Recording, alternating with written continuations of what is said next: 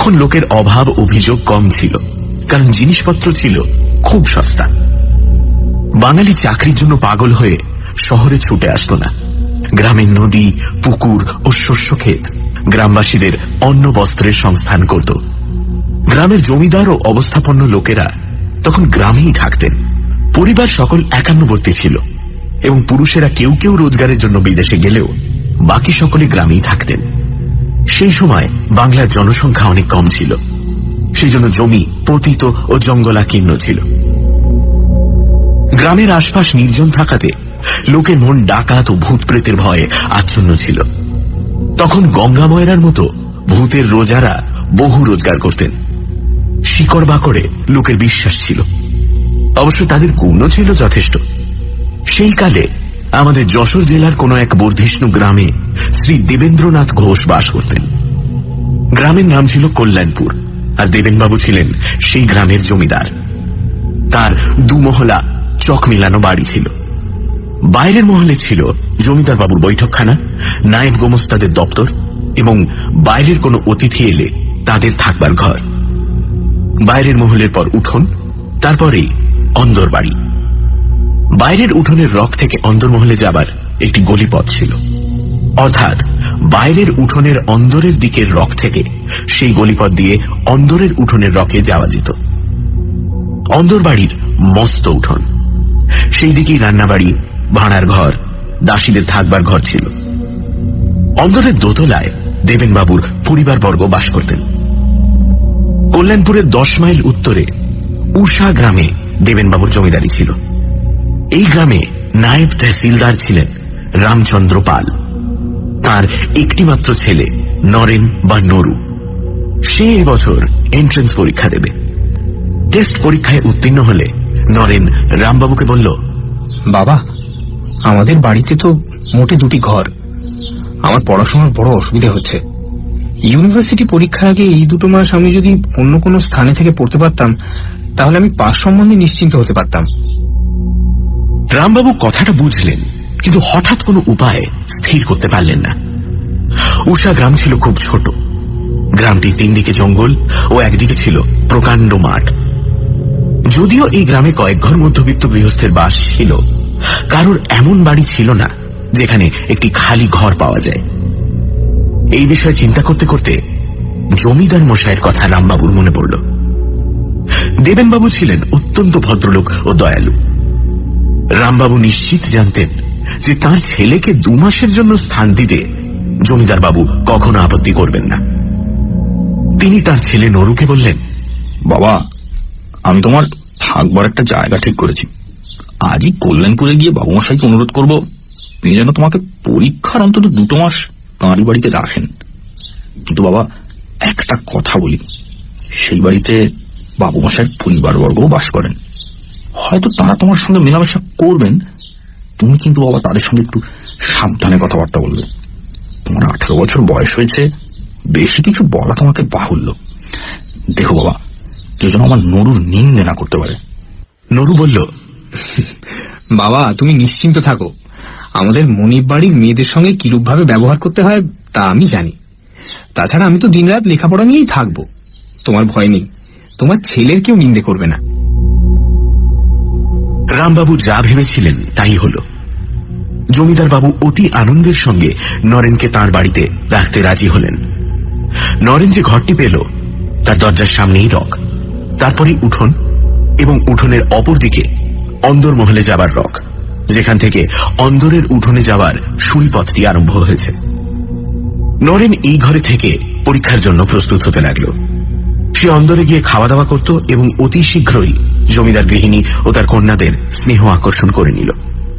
নরেন ছিল শান্তশিষ্ট ও বিনয়ী, সেই জন্য সে সকলের স্নেহ ভালোবাসা আকর্ষণ করতে পারত। জমিদার গৃহিণী ও কন্যারা নরেনের সঙ্গে আপনজনের মতোই ব্যবহার করতেন। এইভাবে নরেন কল্যাণপুর জমিদার বাড়িতে অধিষ্ঠিত হল। নরেন তার লেখাপড়ার একটি প্রণালী স্থির করে দিন রাত ক ঘন্টা কি বিষয়ে পাঠ করবে তা ঠিক করে নিল। রাতে খাওয়া দাওয়ার পরও সে ঘন্টা 2 লেখাপড়া করত। রাত ঠিক 12টা বাজলে লেখাপড়া বন্ধ করে তার ঘরের বাইরে রকে বসে হাত মুখ ধুত এবং ঘরে গিয়ে দরজা বন্ধ করে শুয়ে পড়ত। একদিন রাতে ঠিক 12টার সময় রকে বসে হাত মুখে জল দিয়ে নরেন যখন উঠে দাঁড়ালো, উঠোনের অপর দিকে অন্দরে যাবার রকের দিকে তার নজর পড়ল। নরেন দেখল যে সেখানে 19-20 বছরের একটি সুশ্রী মেয়ে দাঁড়িয়ে আছে। নরেন তাকে চিনতে পারল না। সে তাড়াতাড়ি দরজা বন্ধ করে শুয়ে পড়ল। পরদিন রাত্রে নরেন পড়ছে আর ভাবছে, কে সেই মেয়েটি? অত রাত্রে রকে দাঁড়িয়ে কি করছিল? আজও সে আসবে নাকি? নরেন পড়ে আর মধ্যে মধ্যে মেয়েটির কথা ভাবে। এই দোনামোনা করতে করতে রাত 12টা বাজল। নরেন বাইরে হাত মুখ ধুতে গিয়ে প্রথমেই ওদিকের রকে দৃষ্টি নিক্ষেপ করল। দেখল ঠিক সেইখানে সেই মেয়েটি দাঁড়িয়ে আছে। নরেন লজ্জা পেল, কিন্তু অদম্য কৌতূহলবশত মেয়েটির দিকে চেয়ে রইল। মেয়েটিও নরেনকে এক দৃষ্টে দেখছিল। ক্রমে মেয়েটি আস্তে আস্তে নরেনের দিকে এগোতে লাগল, যেন নরেনকে কি বলবে। ক্রমে মেয়েটি উঠোনে নেমে ধীরে ধীরে নরেনের দিকে আসতে লাগল, কিন্তু নরেন আর অপেক্ষা করল না। তার বুক ধড়ফড় করছিল। সে তাড়াতাড়ি ঘরে ঢুকে দরজা বন্ধ করে দিল। নরেনের সে রাত্রিরে ভালো ঘুম হল না। পরদিনও সারাদিন মনটা উচাটন হয়ে রইল। এই মেয়েটি কে? কোথাও দেখেছি বলে তো মনে পড়ছে না। এত রাত্রে সে আমার ঘরের দিকে কেন আসছিল? গোড়ায় ভাবছিলাম বাবুদের বাড়ির কোনো মেয়ে, কিন্তু তাও তো নয়। মেয়েটি কি ভালো মেয়ে নয়? অথচ মুখ দেখে তো সেরকম মনে হয় না। মুখে একটা সরল সরল ভাব, যেন আমায় কিছু বলতে চায়। দেখি আজও যদি আসে তাহলে ওর পরিচয়টা জানার চেষ্টা করব। নরেন সারাদিন এই সব কথাই ভাবল। কিছুতেই মেয়েটিকে মন থেকে সরাতে পারল না। সেদিন একটু পড়াতে মন বসাতে পারল না।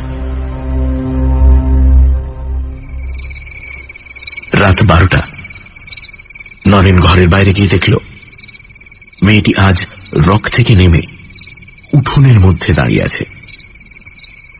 নরেনকে দেখেই মেয়েটি তার কাছে অগ্রসর হয়ে এল। আজ আর নরেন তাকে ফেরাতে পারল না। মেয়েটি নরেনকে অতি মিষ্টি স্বরে জিজ্ঞেস করল, তোমাকে আমার বড় ভালো লেগেছে, তাই একটু গল্প করতে এলাম। চলো তোমার ঘরে গিয়ে বসি। মেয়েটির চোখে কি ছিল জানি না। নরেন যেন মন্ত্রমুগ্ধ কিংবা মোহগ্রস্তের মতো হয়ে গেল। কেমন এক অবর্ণনীয় ভাব অনুভব করল। সেটা আনন্দ, ভয়, মোহ না সুখ? নরেনের মন এবং দেহ দুই যেন সবশে রইল না। সে মেয়েটির সঙ্গে সঙ্গে তার ঘরে প্রবেশ করল। তুমি কে? আমি মালতী। তুমি আমায় চেনো না। আজ কদিন তোমায় দেখছি, তোমায় বড় ভালো লেগেছে, তাই তোমার সঙ্গে বন্ধুত্ব করতে এলাম। তুমি রাগ করনি তো? আচ্ছা, তুমি এত রাতে আসো কেন? ঠিক রাত 12টার সময় আমার আসবার সুযোগ হয়। অন্য সময় আমি চেষ্টা করলেও আসতে পারি না। এই সব জিনিস একদিন আমি তোমাকে ভালো করে বুঝিয়ে বলবো। আমি রোজ ঠিক রাত 12টার সময় আসবো ও 2টোর সময় চলে যাব। তোমার কোনো ভয় নেই। আমি তোমার কোনো অনিষ্ট করব না। আমার পরিচয় জানতে চেও না। আমি তোমার বন্ধু। এই কি যথেষ্ট নয়? নরেনের তখন স্বাভাবিক অবস্থা ছিল না। তাই নইলে হয়তো সে মেয়েটির পুরো পরিচয় জানবার জন্য পিড়াপিড়ি করত, কিন্তু সেটা করল না। সে মেয়েটির সাথে গল্প করতে লাগল।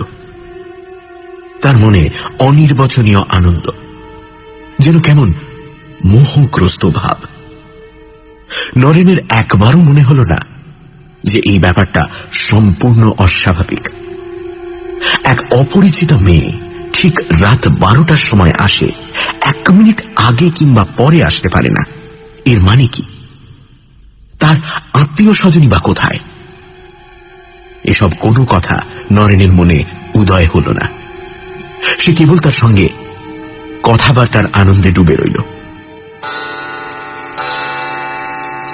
রাত 2টো বাজতেই মেয়েটি উঠে বলল, আজ যাই, কাল ঠিক 12টায় আসবো। বলে মেয়েটি ঘরের বাইরে চলে গেল। নরেন প্রায় সঙ্গে সঙ্গে বাইরে গিয়ে আর মেয়েটিকে দেখতে পেল না।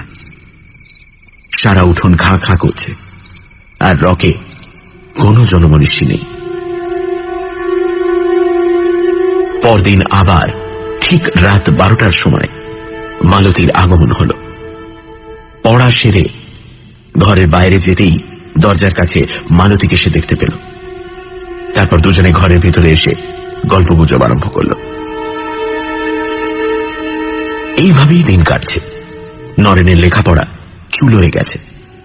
নরেন সর্বক্ষণ মেয়েটির কথা ভাবে, এমনই তার আকর্ষণ। সে সারাদিন উদ্গ্রীব হয়ে থাকে কখন রাত 12টা বাজবে। মেয়েটির সঙ্গ উন্মাদকর, এবং রাত 12টা থেকে 2টো পর্যন্ত এই 2 ঘন্টা সুখের স্বপ্নের মতো কেটে যায়। কখনো কখনো নরেন ভাবে, কে এই মেয়েটি, কোথায় থাকে, কার মেয়ে, কেন সে রাত্রি 12টার সময় আসে, কেন 2টোর পরেই চলে যায়? কিছুই বুঝতে পারে না। তাকে জিজ্ঞাসা করলে মালতী কেবল হাসে, বলে, আমার পরিচয় নিয়ে কি হবে?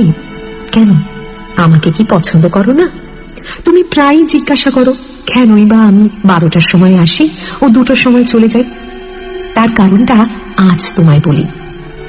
রাত 12টা থেকে 2টো পর্যন্ত যে ক্ষণ, কেবল সেই সময়টাই আমি তোমার কাছে আসতে পারি। আমার এমন ক্ষমতা নেই যে 12টার আগে আসি কিংবা 2টোর পরেও থাকি। নরেন এইসব কথা শোনে, আর তার মনে কেমন একটা সন্দেহের উদয় হয়। একবার এই কথাও তার মনের মধ্যে উঁকি ঝুঁকি মারে যে এ কি মানুষ নয়?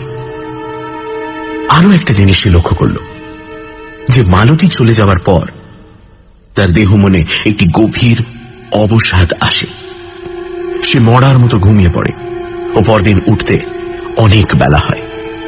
সে আরো লক্ষ্য করল যে তার শরীর দিনের পর দিন শুকিয়ে যাচ্ছে। ক্রমে ক্রমে এই কথা তার মনে বদ্ধমূল হল যে মালতীর সঙ্গ তার পক্ষে মঙ্গলজনক নয়। কিন্তু কি করা যায়? কি করে এর হাত থেকে উদ্ধার পাবে? নরেন বেশ বুঝতে পেরেছে যে এটা তার পক্ষে অসম্ভব, এবং এভাবে আর দিন কতক চললেই তার শরীর একেবারে ভেঙে পড়বে। নরেন উপায় ঠাউরাতে লাগলো যে কি করে মালতীর আশা বন্ধ করা যায়। সে ভাবল যে মালতী যখন বলছে যে রাত 12টা থেকে 2টো পর্যন্ত তার আসবার সময়, আমি কেন সেই সময়টা দরজা বন্ধ করে ঘরের ভেতরে শুয়ে থাকি না? সে দরজা বন্ধ থেকে বুঝতে পারবে যে আমি হয়তো ঘুমিয়ে পড়েছি। হ্যাঁ, ঠিক ঠিক। নরেন প্রতিজ্ঞা করল যে সেই রাত্রেই সে ঐরকম করবে। সেই দিন রাত 11টার সময় নরেন দরজা বন্ধ করে তার বিছানায় শুয়ে পড়ল। সে ঘুমোবার চেষ্টা করল, কিন্তু ঘুম কিছুতেই এলো না। যখন জমিদার বাড়ির ঘড়িতে ঢং ঢং করে 12টা বাজছে, তখন ঘরের মধ্যে খসখস করে কেমন একটা শব্দ হল। নরেন এতক্ষণ চোখ বুজে পড়েছিল। খসখস শব্দ শুনে নরেন চোখ মেলে দেখল যে মালতী ঘরের ভেতর দরজার কাছে দাঁড়িয়ে আছে। কে তুমি? যদিও এই ব্যাপারে নরেন হতভম্ব হয়ে গেল, কিন্তু আশ্চর্যের কথা এই যে সে মালতীকে দেখে আবার মোহাবিষ্ট হয়ে পড়ল এবং তাড়াতাড়ি উঠে বসে তাকে সাদর সম্ভাষণ জানালো। মালতী হাসি মুখে বলল, আজ যে বড় দরজা বন্ধ করে রেখেছ, ঘুমিয়ে পড়েছিলে বুঝি? আরে না না না, শরীরটা খারাপ লাগছিল তাই বিছানায় শুয়েছিলাম। ইচ্ছে ছিল 12টা বাজলেই বাইরে যাব, কিন্তু তুমি ঘরের ভেতরে এলে কি করে? আমি এক ম্যাজিক জানি। দরজা বন্ধ থাকলেও কি করে ঘরের ভেতর আসতে পারা যায় সে কথা তোমাকে একদিন আমি বুঝিয়ে দেব।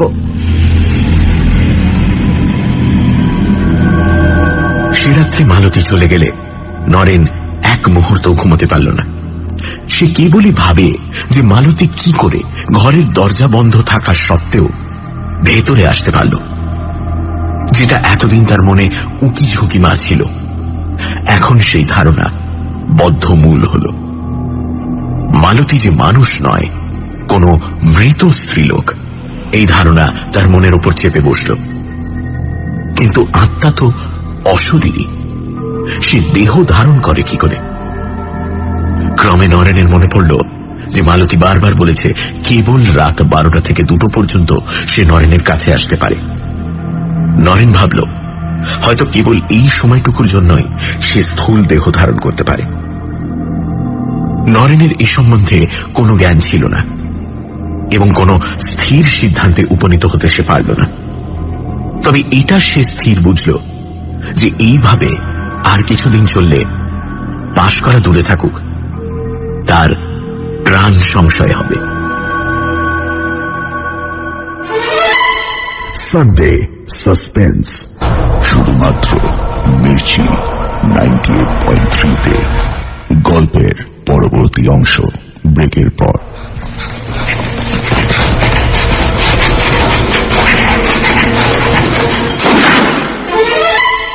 সানডে সাসপেন্স শুধুমাত্র মির্চি 98.3-তে।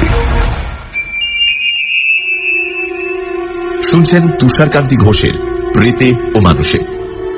পড়াশোনার সুবিধার জন্য জমিদার বাড়িতে কিছুদিন থাকার ব্যবস্থা হয় নরেনের। সেখানেই এক রাতে মালতী নামক একটি অল্প বয়সী মেয়ের সাথে পরিচয় হয় তার। নরেন হাজার চেষ্টা করেও তাকে তাড়াতে পারে না। প্রতিদিন রাত 12টার সময় তার ঘরে আসতেই থাকে। প্রতিদিন রাত 12টার সময় তার ঘরে আসতেই থাকে মালতী। তারপর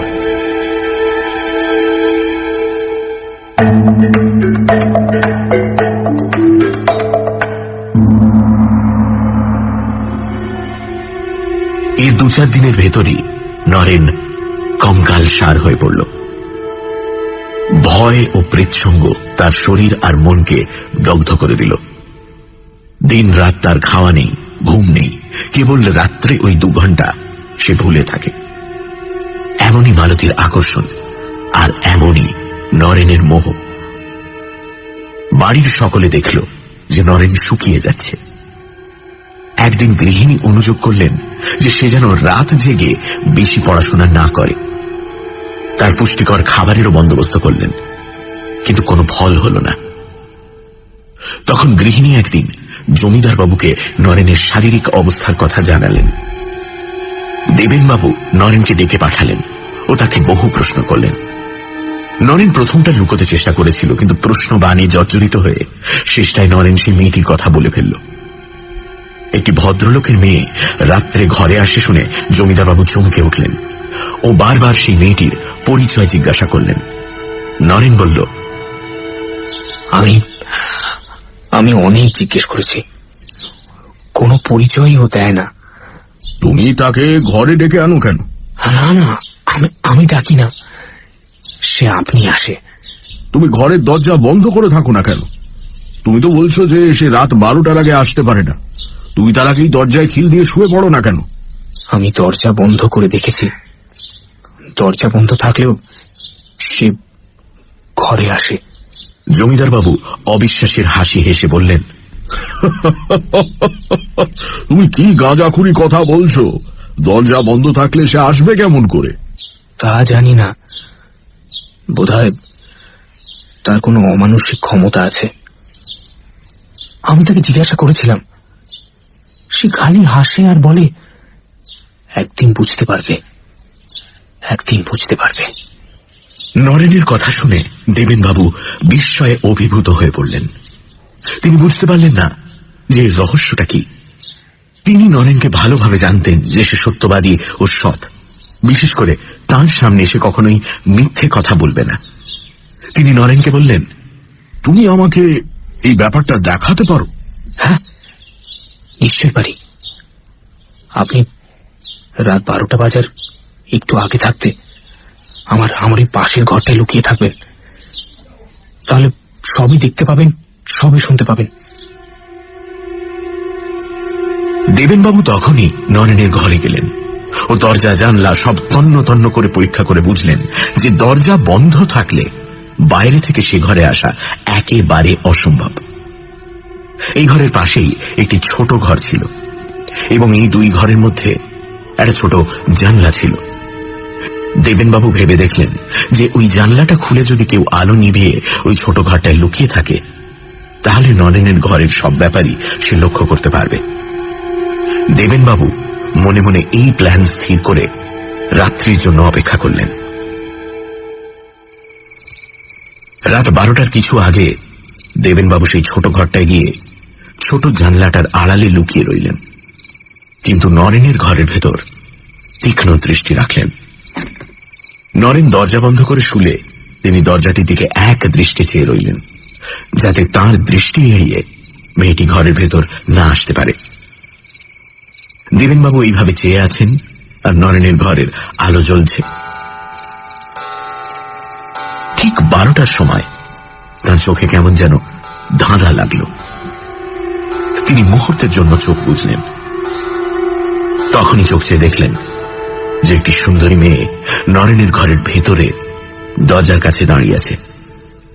কিসে কি হলো তিনি ব্যাপারটা কিছুতেই বুঝতে পারলেন না।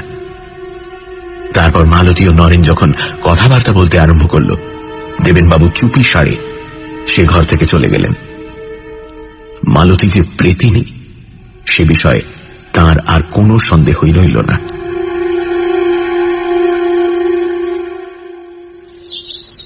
পরদিন সকালেই দেবেনবাবু নরেনের বাবাকে এক জরুরি পত্র লিখে ঘোড়সওয়ার দিয়ে উষা গ্রামে পাঠিয়ে দিলেন।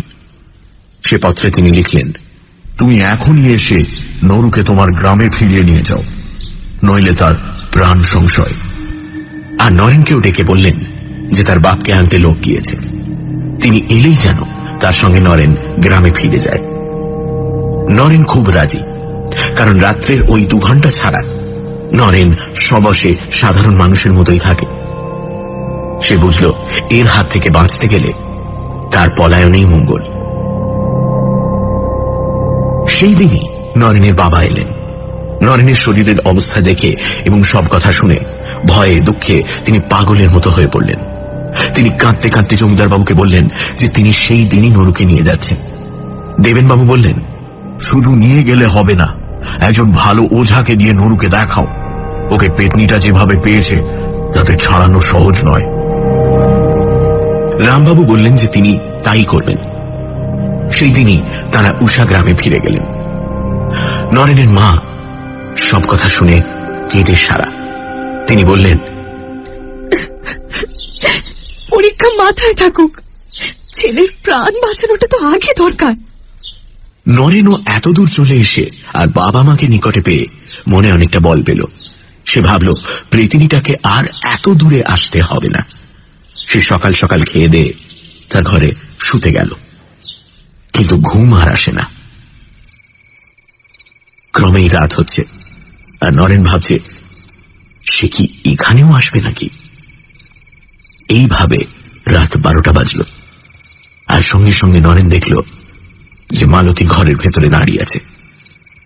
নরেন ভয় পেল, কিন্তু সেই অদম্য মোহ। সে উঠে মালতীকে সম্ভাষণ করল। মালতী, তুমি যে এখানে চলে এলে, তুমি কি ভাবছো? আমি ভাবছি তুমি এখানে এলে কি করে। আমার শরীরটা খারাপ হয়েছে বলে বাবা আমাকে নিয়ে এসেছেন। তুমি সত্যি বলছো? তোমাকে আমার কাছ থেকে ছাড়াবার চেষ্টা হচ্ছে না তো? সে কিন্তু কেউ পারবে না, তা যত চেষ্টাই না করো। তুমি কি এতদিনেও বুঝতে পারোনি যে আমি কে? তোমাকে আমার খুব ভালো লাগে, আমি কখনো তোমার অনিষ্ট করব না, কিন্তু তুমি যেখানে যাবে আমিও যাব। তুমি যতদিন বেঁচে থাকবে এইভাবে আমি আসব। তোমার মৃত্যুর পর আমরা চিরকাল একসঙ্গে থাকব। মালতীর কথা শুনে নরেনের বুক কেঁপে উঠল। যদিও সে আগেই বুঝেছিল যে মালতী মানুষ নয়, কিন্তু এমন খোলাখুলি ভাবে সে কথা এর আগে কোনোদিন হয়নি। যখন মালতী বলল কেউ তোমাকে আমার কাছ থেকে ছাড়াতে পারবে না। তখন ভয়ে নরেনের সর্বাঙ্গ শিথিল হয়ে এলো। সে যদিও অন্য দিনের মতো হাসি খুশির ভান করল, কিন্তু ক্ষণে ক্ষণে তার মুখ শুকিয়ে উঠতে লাগল।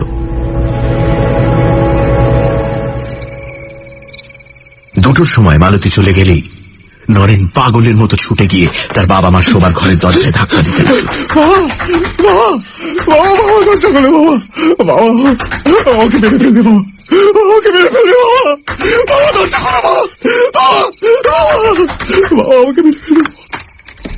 তারা তাড়াতাড়ি দরজা খুলে বেরিয়ে এসে সব কথা শুনলেন ও হাহাকার করে কাঁদতে লাগলেন। কি হয়েছে বাবু? সে রাত্রে আর কেউ ঘুমোতে গেল না। পরদিন সকালেই রামবাবু প্রতিবেশীদের ডেকে এনে সব কথা বললেন। তারা বললেন যত শীঘ্র পারা যায় একজন ভালো ওঝাকে ডাকা হোক, আর যতদিন না ওঝা আসে ততদিন নরু তার বাবা মার মধ্যেখানে শোবে। একজন এই সংবাদ দিলেন যে 7 ক্রোশ দূরে একজন সত্যিকারের ভালো ওঝা থাকে। তার ভূতপ্রেত সম্বন্ধে গভীর জ্ঞান, আর সে অনেক দরকারি শিকড় বাকড়েরও সন্ধান রাখে। সেই জন্যই সেই দিনই সেই ওঝাকে আনতে লোক পাঠানো হলো, আর তাকে বলে দেওয়া হলো যাতে তার পরদিনই সে ওঝাকে নিয়ে আসে। ওঝা যা চাইবে তাকে তাই দেওয়া হবে, এই কথাও তাকে বলে দেওয়া হলো। সেদিন রাত্রে নরেন বাবা মার সঙ্গে এক ঘরে শুল। দুপাশে বাবা মা, আর নরেন শুয়েছে মাঝখানে একই বিছানায়। তিনজনেই জেগে আছেন। আতঙ্কে ও দুশ্চিন্তায় কেউ ঘুমোতে পারছেন না। এইভাবে রাত 12টা বাজল। নরেন চোখ বুজে শুয়েছিল। হঠাৎ নরেন অনুভব করল কি যেন তাকে ঠেলছে।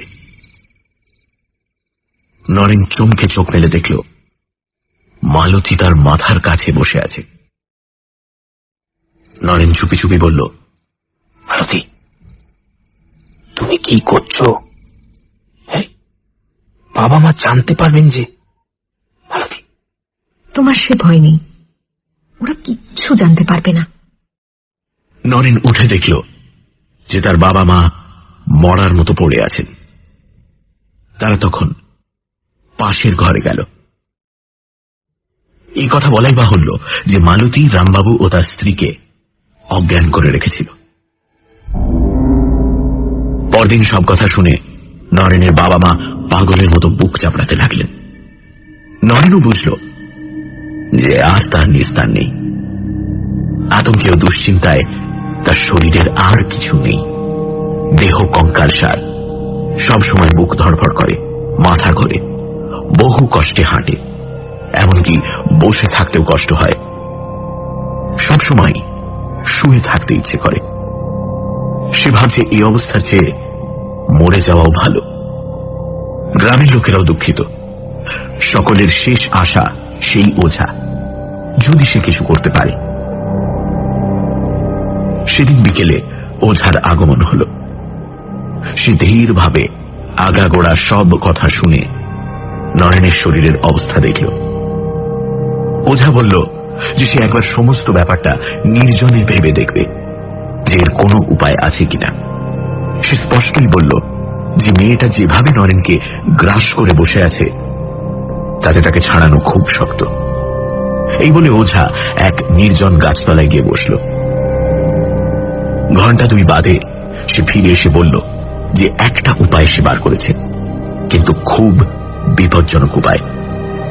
সে রামবাবুকে তার আত্মীয় স্বজন এবং প্রবীণ প্রতিবেশীদের ডেকে আনতে বলল। ওঝা তাঁদের সামনে তার কথা বলবে, এবং যদি সকলের মত হয় তাহলে নরেনের ব্যাপারের ভার নেবে। ওঝার কথা মতোই তখনই আত্মীয় স্বজন এবং প্রতিবেশীদের ডাকা হল। তারা সকলেই রামবাবুর হিতৈষী এবং নরুর মিষ্ট স্বভাবের জন্য তাকে ভালোবাসেন। তারা সকলেই ওঝাকে বিশেষ অনুরোধ জানালেন যে উপায়ই হোক নরুকে যেন এই ভীষণ বিপদ থেকে রক্ষা করা হয়। ওঝা তাদের বলল, আপনারা তো নরেনবাবুর অবস্থা দেখছেন। এইভাবে চললে 1 মাসের মধ্যে ওর মৃত্যু নিশ্চিত। কেবল একটি মাত্র উপায় আছে যাতে ওকে বাঁচানো যায়। কিন্তু সেই উপায়ের আরেকটি দিক আছে, সেটাও আপনারা ভেবে দেখুন। আমার মতলব যদি সফল হয়, তাহলে চিরকালের জন্য নরেনবাবু প্রেতিনীর হাত থেকে উদ্ধার পাবেন। কিন্তু যদি অকৃতকার্য হই, তাহলে এক্ষুনি ওর প্রাণ যাবে। এখন আপনাদের ভেবে দেখতে হবে যে আপনারা 1 মাসের মধ্যে নরেনবাবুর নিশ্চিত মৃত্যু চান, নাকি তাকে চিরতরে বিপদ মুক্ত করতে চান। যদিও এতে আজই ওর প্রাণ যেতে পারে। আপনারা বেশ করে ভেবে আমায় জবাব দিন। রামবাবুর স্ত্রী দরজার আড়ালে বসে শুনছিলেন। তিনি কেঁদে উঠলেন ও অস্ফুট স্বরে বললেন, না না বাপরে, যাতে আজই আমার ছেলে প্রাণ যেতে পারে তাতে আমি কখনোই মত দেব না। রামবাবু দ্বিধার মধ্যে পড়ে গেছেন, কিন্তু তিনি পুরুষ মানুষ। তিনি ওঝার কথাটি ভালো করে বিবেচনা করতে লাগলেন। একজন বৃদ্ধ প্রতিবেশী ওঝাকে অনুরোধ করলেন সে যাতে তার সমস্ত মতলবটা ভেঙে বলে। আমি বলবো না তো, আমি কাউকে কিছুই জানতে দেব না। আমি শুধু নরেন বাবুকে যা যা করতে হবে বুঝিয়ে দেব। তবে এই সম্বন্ধে আনুষঙ্গিক ব্যাপারও কিছু আছে, তা কিন্তু আপনাদের করে দিতে হবে। এইরূপ জীবন মরণের কথায় বাপ মার মতি স্থির করা খুব শক্ত। তারা একবার এদিকে ভাবেন, একবার ওদিকে। প্রতিবেশীরা তখন তাদের বোঝাতে লাগলেন, তোমরা কি চাও না যে নরেন সুস্থ শরীরে সুস্থ মনে স্বাভাবিকভাবে বেঁচে থাক? দিন কতকের মধ্যে ওর প্রাণ তো যাবেই। এরম ভাবে দিন কতক বেশি বেঁচে থেকে লাভ কি? আমাদের মত হচ্ছে ওঝার কথা মতো চলা। যখন আর কোনো উপায় নেই, তখন এই উপায়ই আমাদের নিতে হবে। যদিও কথাটা তারা বুঝলেন, তবুও মা বাপের মন। রামবাবু আর তার স্ত্রী দোনামোনা করতে লাগলেন। যে কাজে আজই ছেলের মৃত্যু হতে পারে, কেমন করে তারা তাতে মত দেন। কিন্তু নরেনই এ সমস্যার সমাধান করে দিল। নরেন বলল যে তার বর্তমান অবস্থায় সে একদিনও বেঁচে থাকতে চায় না। সে ওঝাকে পরিষ্কার বলল, আপনি আমাকে বাঁচাতে পারেন তো ভালো, নয়তো আজই আমার জীবন শেষ করে দিন। আমি এই নরক যন্ত্রণা আর একটা দিনও সহ্য করতে পারছি না। আমি পারছি না। তোমরা কিছু করো, মানা করো। এইসব কেন বলছে আমার ছেলে? নরেনের বাবা মা কাঁদতে লাগলেন আর আত্মীয় স্বজনরা বোঝাতে লাগলেন।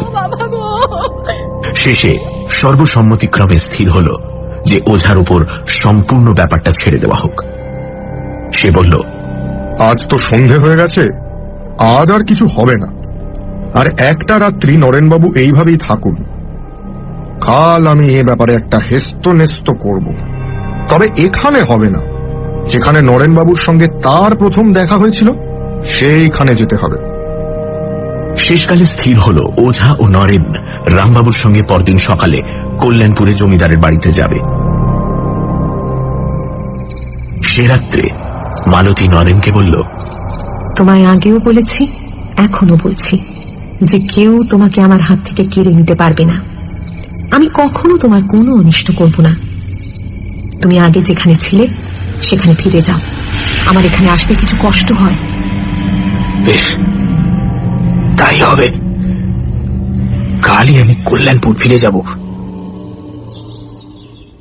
পরদিন কল্যাণপুরের জমিদার বাড়িতে রামবাবু, নরেন ও ওঝা উপস্থিত হল।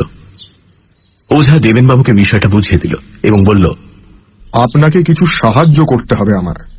দেবেনবাবু খুব আগ্রহের সঙ্গে সব কথা শুনলেন আর বললেন, তুমি যা চাও করব। নুরু আমার ছেলের মতো। তাছাড়া মনুষ্যত্বের দিক দিয়েও এই পৈশাচিক ব্যাপারে যাতে অবসান হয়, তাতে আমি সর্বপ্রকার সাহায্য করতে বাধ্য। না না, আপনাকে বেশি কিছু করতে হবে না।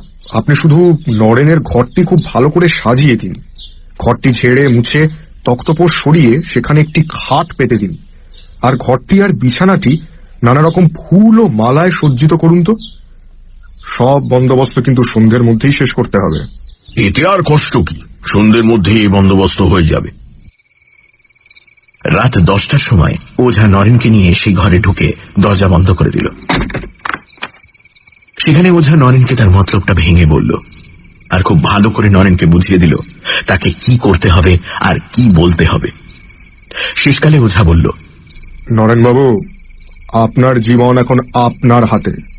ভূতনাথ মহাদেবের কাছে প্রার্থনা করি যে তিনি আপনার বুকে বল দিন। রাত্রি 12টার কিছু আগে ওঝা ঘর থেকে বেরিয়ে গেল। ঠিক রাত 12টায় মালতীর আগমন হল। নরেন খুব আগ্রহের সঙ্গে তাকে আহ্বান করল এবং সাজানো খাটে বসতে বলল। আজ এ কি ব্যাপার? এমন খাট, এত ফুলের মালা, এ কার জন্য? কেন? তোমার জন্য। আর তার পুরস্কারও তো পেলাম। এর আগে তো কখনো তুমি দুবার আসনি। দুবার মানে? আমি আবার কখন এলাম? সে কি, তুমি এর মধ্যে ভুলে গেলে? তুমি রাত 10:30টার সময় এলে আর বললে যে তুমি ফুল নিয়ে সাজানো ঘর দেখে আজ আগেই এসেছো। আমার সঙ্গে ফুল নিয়ে, মালা নিয়ে কত কাড়াকাড়ি করলে। এ দেখো না, বিছানাতে ছেঁড়া মালা, ছেঁড়া ফুল পড়ে রয়েছে। এই তো 15 মিনিট হলো তুমি গেছো, এর মধ্যে সব ভুলে গেলে? ভুলে গেছো না আমার সঙ্গে তামাশা করছো? হ্যাঁ। নরেনের কথা শুনতে শুনতে মালতীর হাসি মিলিয়ে গেল। মুখ হলো অসম্ভব গম্ভীর, আর চোখ দিয়ে আগুন বেরোতে লাগলো। তুমি আমার সঙ্গে ছলনা করছো না তো? আমার গা ছুঁয়ে বলো তো, আমি আজ রাত্রিবেলা আগেও এসেছি কিনা? নরেন তখনই তাই করল। মালতী আর কোনো কথা না বলে এক মনে ভাবতে লাগলো। মালতীর মুখের সৌন্দর্য গেছে মিলিয়ে, মুখ রাগে কালো হয়ে গেছে আর থমথম করছে। কিছুক্ষণ পরে মালতী নরেনকে বলল যে এর আগে সে আসেনি, আর কেউ তার মতো সেজে এসেছিল। নরেন যেন কত দুঃখ আর ভয় পেয়েছে, এইভাবে বলল, মালতী, যদি তাই হয়ে থাকে তবে তুমি তার হাত থেকে আমাকে বাঁচাও। আমাকে বাঁচাও মালতী। আমার তোমাকেই ভালো লাগে, আর তোমারই বন্ধুত্ব আমার চাই। যদি আর কেউ এভাবে আসে তাহলে আমি আর বাঁচব না মালতী। যে করে হোক তুমি আমাকে এই ঘোর বিপদ থেকে বাঁচাও মালতী। মালতী, আমাকে বাঁচাও মালতী। মালতী কিছুক্ষণ গভীরভাবে চিন্তা করে বলল, এর একটা উপায় আছে, কিন্তু তা কি তুমি পারবে? আমাকে সম্পূর্ণ বিশ্বাস করতে পারবে কি? আমি কে তা তো তুমি জানো। এই গভীর রাতে আমার সঙ্গে এক জায়গায় যেতে পারো? নরেন বুঝল যে এতক্ষণে তার জীবনের সবচেয়ে সংকটময় মুহূর্ত উপস্থিত হয়েছে। তার হাত পা ঠান্ডা হয়ে গেল এবং বুকের মধ্যে কেমন করতে লাগলো। সে কষ্টে হেসে বলল, তোমার সঙ্গে যাব তাতে ভয়টা কি? কিন্তু তুমি কি করতে চাও সেটা আমাকে বুঝিয়ে বলো। এখান থেকে 2 মাইল দূরে উত্তর দিকে যে জঙ্গলটা আছে, সেখানে তোমায় নিয়ে যাব। সেখানে এক জায়গায় এক রকমের লতা আছে, সেই লতার শিকড় তোমাকে আনতে হবে। তা তুমি নিজেই নিয়ে এসো না। তুমি তো সব জায়গায় যেতে পারো। বাইরে কি প্রচন্ড মেঘ করেছে দেখেছো? আর তুমি তো জানো আমার হাঁটতে বেশ কষ্ট হয়। আমি যদি আনতে পারতুম তাহলে কি তোমাকে কষ্ট দিই? আমি সে লতা গাছের কাছেও যেতে পারি না। তোমাকে সে শিকড় আনতেই হবে।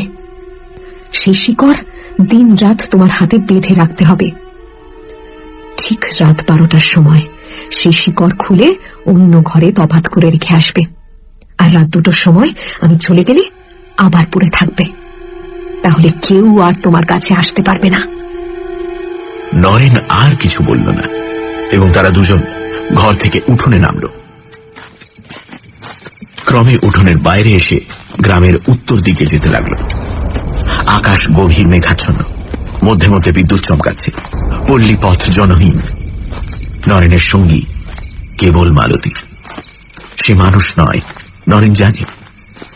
শুধু তাই নয়, নরেন দুর্বল বলে মালতী তার হাতও ধরে আছে। মালতী তাকে বলল, এখন তুমি বেশি পরিশ্রম করো না, তুমি আমার কাঁধে ভর দিয়ে চলো। মনে রেখো, আসবার সময় আমি তোমার কাছে থাকতে পারবো না, তোমাকে নিজেই আসতে হবে। এইভাবে তারা দুজনে যাচ্ছে। গ্রাম্য পথ ছেড়ে তারা ধান ক্ষেতের দিকে গেল এবং সরু আলের ওপর দিয়ে যেতে লাগলো।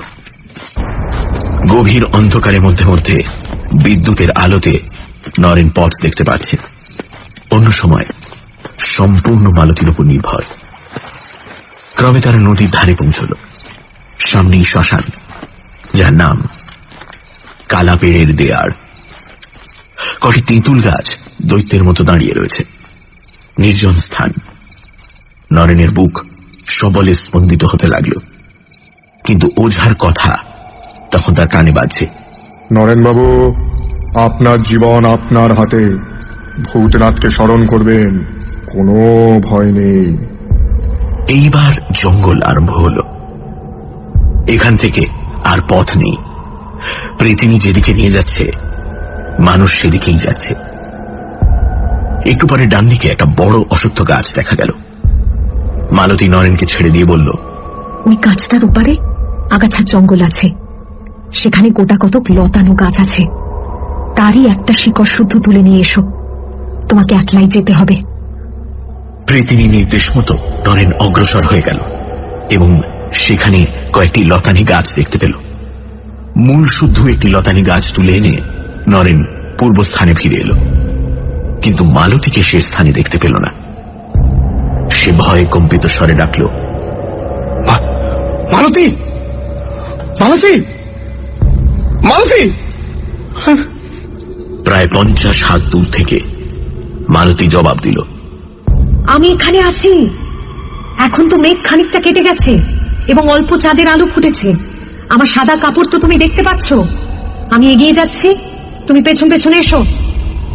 নরেন দ্রুতপদে মালতীর দিকে এগিয়ে গিয়ে বলল, আগে তুমি শিকড়টা দেখো তো যে ঠিক জিনিসটা এনেছি কিনা। মালতীর সঙ্গে সঙ্গে এগিয়ে যেতে যেতে বলল, হ্যাঁ হ্যাঁ, ঠিক জিনিসই এনেছো। তুমি আমার অত কাছে এসো না। মালতী এগিয়ে যাচ্ছে আর 50 হাত পিছু পিছু নরেন আসছে। আবার সেই নদীর ধার, সেই কালাপেড়ের দেয়ার, সেই ধান ক্ষেত আর সরু আলের রাস্তা। আবছা আলোতে নরেন মালতীকে দেখতে পাচ্ছে। ক্রমে গ্রাম্য পথে এসে পৌঁছল এবং অবশেষে বাড়ি। তুমি শিকড়টা অন্য ঘরে রেখে এসো, এখনো 2টো বাজতে আধ ঘন্টা দেরি আছে। নরেনের ওঝার কথা মনে হল। পরিত্রাণের উপায় পেলে তা এক মুহূর্তের জন্য ত্যাগ করবে না। তাই নরেন মালতীকে বলল, মালতী, মালতী, আজ আমি বড় ক্লান্ত। তুমি আজ যাও, কাল আবার এসো। বড় ক্লান্ত। বেশ, তাই হোক। এখনই শিকড়টা হাতে বেঁধে ফেলো, কাল রাত 12টার সময় আবার খুলে দেখো।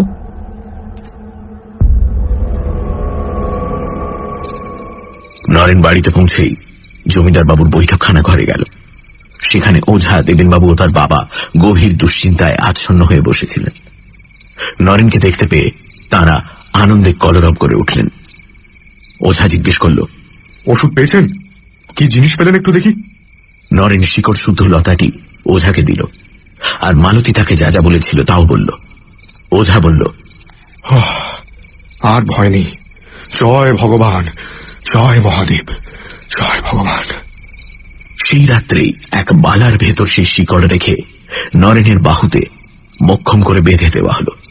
সে এমন বজ্র বাঁধন যে নরেন নিজে হাজার চেষ্টা করলেও অন্যের সাহায্য ছাড়া সে বালা খুলতে পারবে না।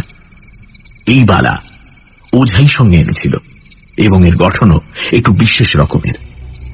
নরেনকে বালা পরিয়ে দিয়ে ওঝা বলল, এখন দিন কতক রাতে ও কিন্তু রোজ আসবে এবং অনুনয়, বিনয়, এমনকি ভয় প্রদর্শনও করতে পারে। কিন্তু আপনার কোনো ভয় নেই। এই বালাই এখন আপনার ইষ্ট কবচ। সে যাই বলুক আর যাই করুক, আপনি প্রাণান্তেও এই বালাটা খুলবেন না। ওঝা যা বলেছিল তাই হল। নরেন পরদিন রাত্রে দরজা বন্ধ করে ঘরে শুয়েছে, আর মালতী ঘরের বাইরে থেকে শিকড়টি খুলে ফেলবার জন্য অনুনয় বিনয় করছে। নরেন, কি হলো? দরজা খুলছো না কেন? শিকড়টা খুলে রাখুন কেন? নরেন, আমি ভেতরে আসতে দাও। কি হলো? তোমার সঙ্গে তো সব কথা হয়েই গেছিল। তুমি দরজা খুলবে না তো? তুমি আমার কথা শুনবে না তো? আজ আর সে বন্ধ দরজার ভেতর দিয়ে ঘরে আসতে পারল না। নরেন মালতীর কথার কোনো জবাব দিল না।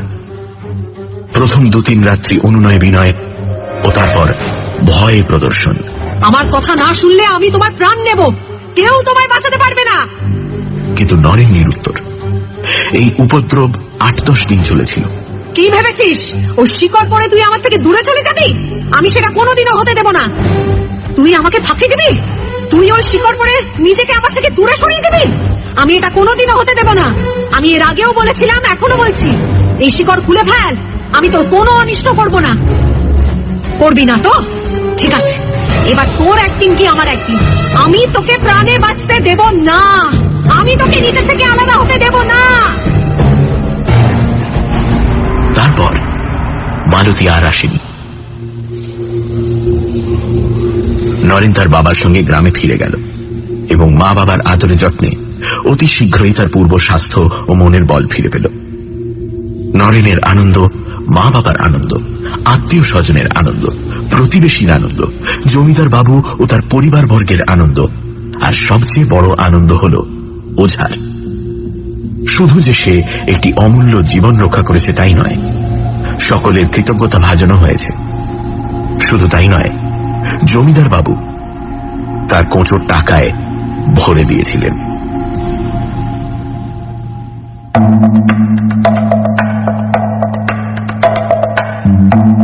শুনছিলেন প্রেতে ও মানুষে, রচনা তুষারকান্তি ঘোষ, গল্প পাঠে এবং জমিদার ও প্রতিবেশীর ভূমিকায় দীপ, গল্পের সূত্রধার মীর, নরেনের ভূমিকায় সমক, মালতীর ভূমিকায় রিয়া, ওঝার চরিত্রে অগ্নি, মা অয়ন্তিকা ও বাবার চরিত্রে অমর্ত্য।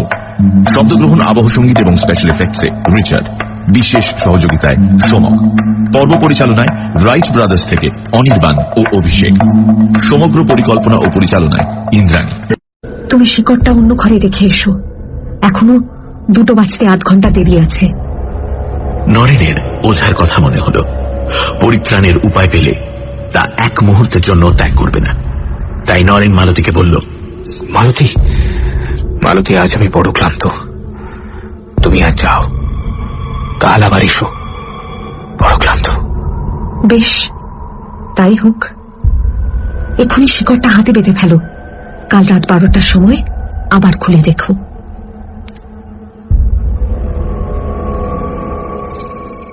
নরেন বাড়িতে পৌঁছেই জমিদার বাবুর বৈঠকখানা ঘরে গেল। সেখানে ওঝা, দেবেনবাবু ও তার বাবা গভীর দুশ্চিন্তায় আচ্ছন্ন হয়ে বসেছিলেন। নরেনকে দেখতে পেয়ে তাঁরা আনন্দে কলরব করে উঠলেন। ওঝা জিজ্ঞেস করল, ওষুধ পেয়েছেন? কি জিনিস পেলেন একটু দেখি। নরেন শিকড় শুদ্ধ লতাটি ওঝাকে দিল, আর মালতী তাকে যা যা বলেছিল তাও বলল। ওঝা বলল, আর ভয় নেই। জয় ভগবান, জয় মহাদেব, জয় ভগবান। সেই রাত্রেই এক বালার ভেতর সেই শিকড় রেখে নরেনের বাহুতে মক্ষম করে বেঁধে দেওয়া হল। সে এমন বজ্র বাঁধন যে নরেন নিজে হাজার চেষ্টা করলেও অন্যের সাহায্য ছাড়া সে বালা খুলতে পারবে না। এই বালা ওঝাই সঙ্গে এনেছিল এবং এর গঠনও একটু বিশেষ রকমের। নরেনকে বালা পরিয়ে দিয়ে ওঝা বলল, এখন দিন কতক রাতে ও কিন্তু রোজ আসবে এবং অনুনয়, বিনয়, এমনকি ভয় প্রদর্শনও করতে পারে। কিন্তু আপনার কোনো ভয় নেই। এই বালাই এখন আপনার ইষ্ট কবচ। সে যাই বলুক আর যাই করুক, আপনি প্রাণান্তেও এই বালাটা খুলবেন না। ওঝা যা বলেছিল তাই হল। নরেন পরদিন রাত্রে দরজা বন্ধ করে ঘরে শুয়েছে, আর মালতী ঘরের বাইরে থেকে শিকড়টি খুলে ফেলবার জন্য অনুনয় বিনয় করছে। নরেন, কি হলো? দরজা খুলছো না কেন? শিকড়টা খুলে রাখুন কেন? নরেন, আমার ভেতরে আসতে দাও। কি হলো? তোমার সঙ্গে তো সব কথা হয়েই গেছিল। তুমি দরজা খুলবে না তো? তুমি আমার কথা শুনবে না তো? আজ আর সে বন্ধ দরজার ভেতর দিয়ে ঘরে আসতে পারল না। নরেন মালতীর কথার কোনো জবাব দিল না। প্রথম 2-3 রাত্রি অনুনয় বিনয় ও তারপর ভয়ে প্রদর্শন। আমার কথা না শুনলে আমি তোমার প্রাণ নেব। কেউ তোমায় বাঁচাতে পারবে না। কিন্তু নরেন নিরুত্তর। এই উপদ্রব 8-10 দিন চলেছিল। কি ভেবেছিস ও শিকড় পরে তুই আমার থেকে দূরে চলে যাবি? আমি সেটা কোনোদিনও হতে দেব না। তুই আমাকে ফাঁকি দিবি? তুই ওই শিকড় পরে নিজেকে আমার থেকে দূরে সরিয়ে দিবি? আমি এটা কোনোদিনও হতে দেব না। আমি এর আগেও বলেছিলাম, এখনো বলছি, এই শিকড় খুলে ফেল। আমি তোর কোনো অনিষ্ট করব না। করবি না তো? ঠিক আছে, এবার তোর অ্যাক্টিং কি আমার অ্যাক্টিং। আমি তোকে প্রাণে বাঁচতে দেব না। আমি তোকে নিজে থেকে আলাদা হতে দেব না। তারপর মালতী আর আসেনি। নরেন তার বাবার সঙ্গে গ্রামে ফিরে গেল এবং মা বাবার আদরে যত্নে অতি শীঘ্রই তার পূর্ব স্বাস্থ্য ও মনের বল ফিরে পেল। নরেনের আনন্দ, মা বাবার আনন্দ, আত্মীয় স্বজনের আনন্দ, প্রতিবেশীর আনন্দ, জমিদার বাবু ও তার পরিবারবর্গের আনন্দ, আর সবচেয়ে বড় আনন্দ হল ওঝার। শুধু যে সে একটি অমূল্য জীবন রক্ষা করেছে তাই নয়, সকলের কৃতজ্ঞতা ভাজানো হয়েছে। শুধু তাই নয়, জমিদার বাবু তার কোঁচো টাকায় ভরে দিয়েছিলেন।